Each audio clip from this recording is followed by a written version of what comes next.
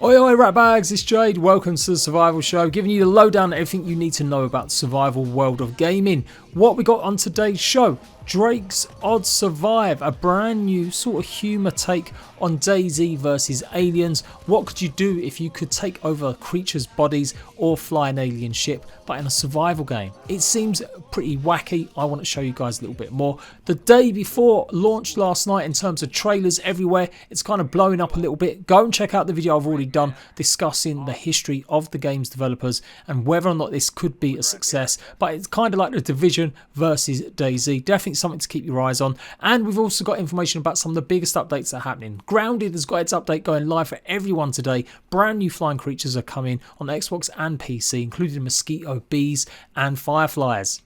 Also, update news for Atlas and the Survivalists, and what's going on with Conan Exiles. Why are they failing so badly on console over the last few months? What's going on with Xbox particularly? Also important news for ARC console fans, there is going to be a command added where you can change the flyer speed. I told you guys about this a couple of weeks ago. It looks like it is going to be implemented for consoles soon. But I also want to talk about Primitive Plus, a game mode kind of forgotten by Wildcards, but Wildcard are kind of doing dirty at the moment, blaming the players not being interested in it, when in actual fact it's down to their poor management that no one is playing a game mode that launched with the game. And to round off the big hitters, Rust is having drones. Yes, you will be able to maybe order some explosives to your door, or maybe you can strap someone and go and blow up people's bases, or more than likely it's going to be just used to deliver pizza. So all of that, let's go, it's the Survival Show. Okay, so last week I showed you guys the brand new content that's coming in Grounded. They had the test live servers up, so I'm sure you know all about the bees, mosquitoes, etc. if that's what you're here for. But as a quick rundown, just in case you missed it, this is everything that's going to be coming. Mosquitoes, fireflies and bees. 3 brand new flying creatures. The mosquitoes are pretty deadly, they'll attack you on sight, whereas the fireflies and bees are neutral, they'll only attack you when you attack them. You're going to be able to make brand new bee armour, firefly headlamp, the stinger spear, mosquito needle, the weevil shield and some new consumables. Heal Basso, which is pretty much a healing grenade. There's also a new perk called the Barbarian perk, which gives you increased club damage. And the biggest change that I think a lot of people will love is that no longer will your armour that you're wearing take up inventory space. It is treated separately now, so you'll have more room to hold your resources or items. There's a bunch of other fixes as well to do with networking and just stability across the game. Also lots to do with building placements, etc. too. This update is going to be going live around 5 or 6 PM UK time, so around 10 or 11 in America. That's when they normally drop the update. They announced on Twitter late last night, early hours of the morning, that it would be dropping in the morning for them. So that's only a few hours away by the time you see this video. So yeah, let me know what you think about it. I will be doing a little brief showcase of all 3 creatures, where you can find them, the best way to take them on, and the rewards and the armors that you get from how to craft and make them all. If you do want to get a heads up though, go and check out the videos I've already done showcasing and previewing this stuff already. Otherwise, wait for the smaller little videos that will give you a little bit more directed and guided in a shorter space of time. The saga of Xbox and Conan Exiles continues. If you don't know, ever since August when Conan and Funcom introduced a brand new update for Xbox, PlayStation and PC, it broke a considerable portion of Xbox. Basically, people were running out of memory, their bases and stuff weren't loading in, or people would get on and find their worlds were wiped. And so Funcom said they would try and fix it. Now over the last 4 or 5 months, every pretty much a few weeks they've been issuing little letters, giving updates on when we can expect that to be fixed. But yet, as we approach the end of January, it's still not there. Funcom has absolutely gone downhill in the last year. So many issues have been caused by the COVID situation going on in the world. But despite that, so many other games companies seem to be thriving and doing fantastic, whereas Funcom and Conan are actually losing players. It's not a good look for them that they can't get a fix involved for something that's so huge and has been affecting so many players since August, nor is it a good look that they keep issuing these tiny little updates or updates or fixes for other stuff, but not the major problem that everyone's been having. Now I say everyone, let's use that term correctly. Not every single person's having issues, but there is a big proportion, enough that it is a serious issue. The update you would have received on Xbox a couple of days ago doesn't fix that big issue. It's just more to do with Xbox Live queries, pretty much saying that you may not be connected to Xbox Live, etc. It's been nearly 2 weeks since they last gave an update on the situation. They've got QA involved on the big issue that's been affecting the memory loss, so hopefully it won't be much longer. But all in all, it's been a pretty crap year for Funcom. They've not been able to maintain parity between PC and console when they were the shining beacons. I'd regularly give them praise for doing such a good job of getting their console versions up to date pretty much at the same time as PC. But now console is miles behind what's going on with PC. On PC they've had a bunch of economy fixes, loads of changes, maybe stuff to do with stamina as well, and of course their DLC, the Isle of Sipta, has had loads of changes and add-ons too. We still haven't even got a release date for the brand new DLC for Xbox and PlayStation. So yeah, this is a bit of a moan, and I think rightly deservedly so. Funcom are failing. It's been nearly 4 years since they launched into early access. I think it's time that I actually do a little proper video detailing all problems they've been having and what they can hopefully try and do next. Okay, so drones are coming to Rust and card games apparently. Rustified's got the skinny here. I'm sure other people have been covering it. I know this is something that was put into the game files a good while back. Lots of people have done videos showcasing some of the drones in the past, saying that they may be coming. In fact, I think it was as early as like 2018 that they were first rumoured to be going to be worked on. But obviously they were never implemented properly, but they are going to be coming to Rust soon. So they've added pretty much a drone shop branch. So it's going to be just like it is with the outpost and with the fishery. You'll be able to go to a certain location, a friendly zone, and buy yourself a drone. Now this has been worked on. It's not going to drop this week, maybe not even next few weeks. I imagine it will be at least a month or two away.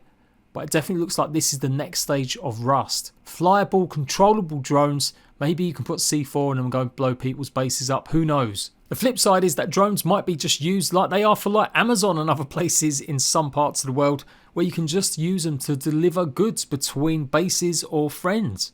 There's some speculation as well on the Rustified site it may be used to just drop items to players directly. Maybe you'll be calling in drones to pick yourself up a new gun or a new weapon, and you might even be able to buy it directly from the shop, literally like an Amazon drop. So yeah, all a bit hypothetical. We will surely know in the next few weeks exactly what the drones are going to be used for. Also, on top of that, card games are coming to Rust. I love a bit of poker. I would sit there all day if it's something close to that. Rustified seems to think it is going to be poker, blackjack, and maybe slot machines as well. So that would be good. Obviously, they have got the spinning wheel, or the winning wheel, I was about to call it. So maybe now we can start building the casino of our dreams. But yeah, I'll be totally down for playing a bit of poker with people in Rust and then shooting them in the face once I've taken all of their earnings. And bad news for people that love taking down the big Bradley tank. They're reducing how much loot you get from it in the next update. And lastly, camper modules might be added to vehicles. It does look like this is going to be something similar, that you may even be able to have a little mobile base on your vehicles. Not 100% sure, but maybe it'll have some sort of functionality where you can have crafting benches in it. But it does look like that's in the pipeline in the future too. And if you was a bit sad to see only the biggest streamers getting skins for Rust as part of the Twitch drops, well, don't worry, the OG Rust content creators are also getting some new stuff this week. Mr. Flack's getting a nice little hammer.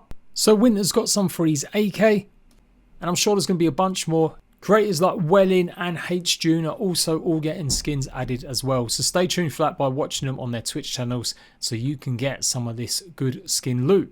And a little FYI on some other games that are getting updates. Atlas is adding tameable seahorses to the game.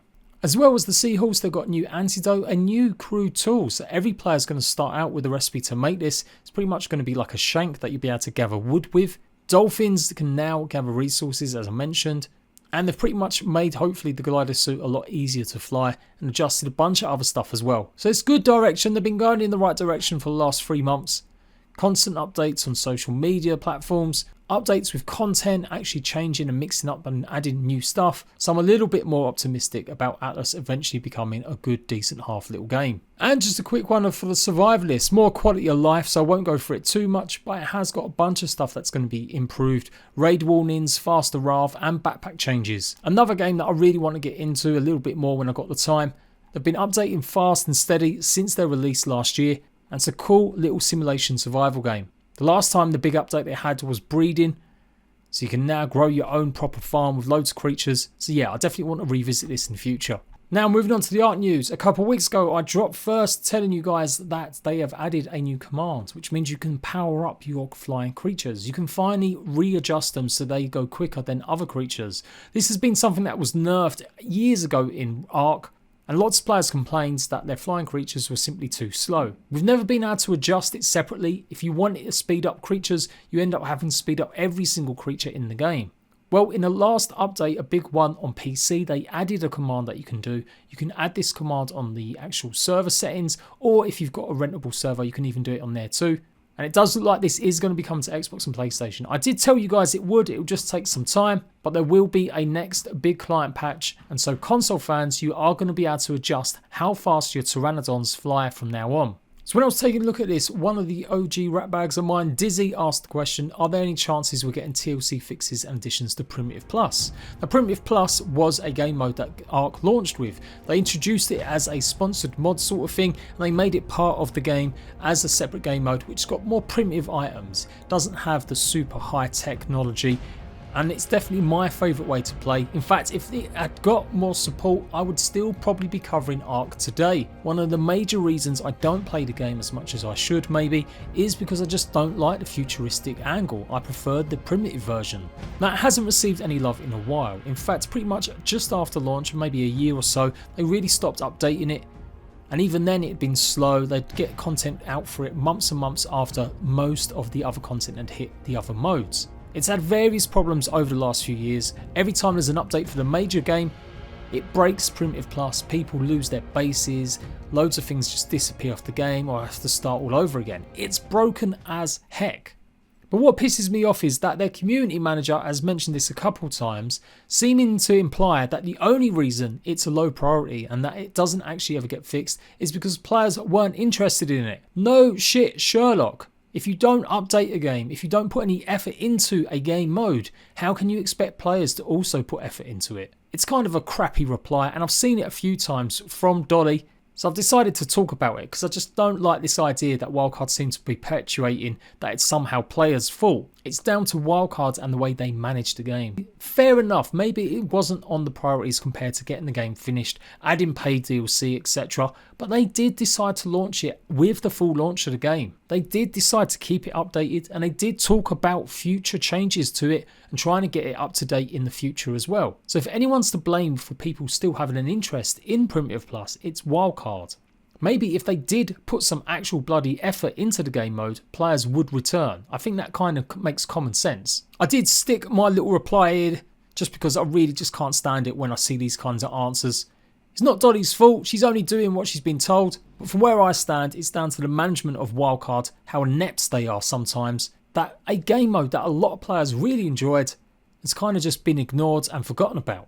What they really need to do is, if they're not going to support the game mode, take it off. It's so broken, honestly, and buggy, it actually hinders the game. I'm sure people probably give Wildcard and Ark bad reviews based on the status of Primitive Plus. Some people might not like it if it's removed entirely, but I think that is a viable option rather than keeping it there where it just doesn't get any love.